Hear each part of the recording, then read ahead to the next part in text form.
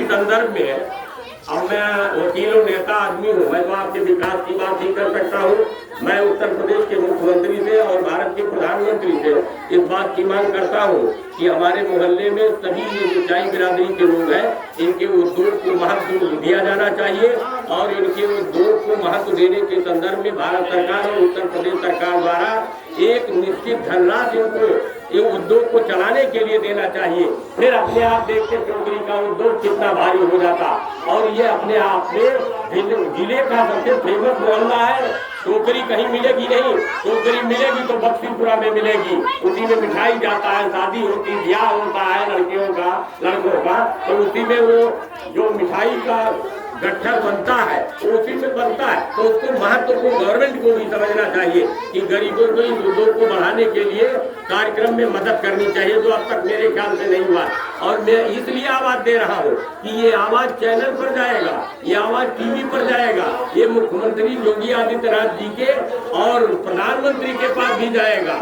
ये जाएगा कि वही लोग हैं पूरे मोहल्ले के लोग जिनको आपने प्रधानमंत्री आवास में बंगला दिया, इनका बंगला तो बन गया, लेकिन 40 साल से इस मोहल्ले में नाली खरंजा कहीं नहीं बना है। तो 40% मोहल्ले में कभी नए फार्मूले में यहाँ का जो है वो नाली खरंजा नहीं बनाया गया है। हम बराबर डीएम को लिखा करते हैं, कायनात होटल पर हम लिख रहे थे 5 साल से, वहाँ बहुत बढ़िया नाली और बहुत बड़ी सड़क बन रही है। आप जानिए कि देर बेर आपके मोहल्ले की भी सुनवाई जब वहाँ पहुँच जाएगी आवाज, तो आप लोगों की अपने उद्योग को ठीक से चलाने के लिए रुपया शासन से दिया जाएगा, प्रदेश से भी दिया जाएगा, भारत सरकार से भी दिया जाएगा। ये मैं इसलिए आवाज दे रहा हूँ। और आज की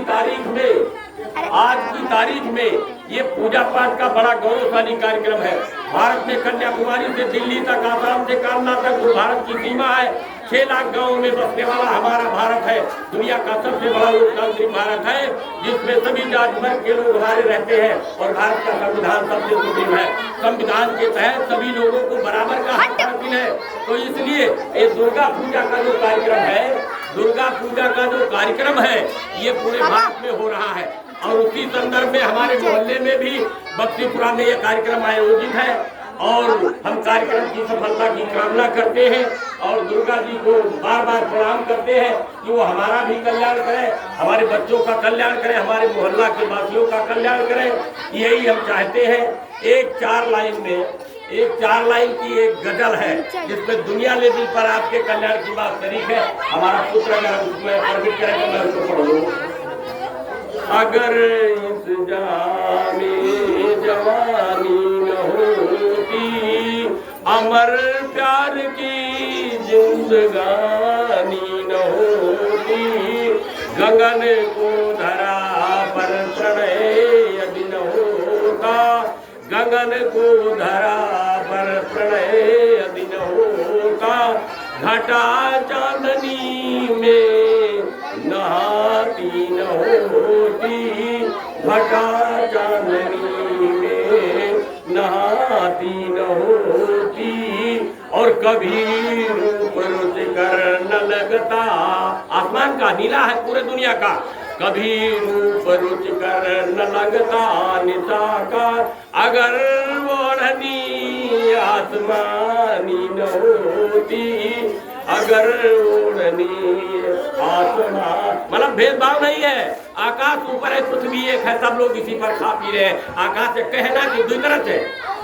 तो गजल गीत पढ़कर सुना मैं न पाता, गजल गीत पढ़कर सुना मैं न पाता, अगर लेखनी में रवानी न होती। और दुर्गा जी को नमन करते हुए बात मैं कहना चाहता हूँ, आखिरी लाइन है आपके कल्याण के लिए कि प्रणय पंथ पर जिंदगी भर भटकता, प्रणय पंथ पर जिंदगी भर भटकता, अगर देवी जी की मेहरबानी होती, अगर देवी जी की मेहरबानी होती।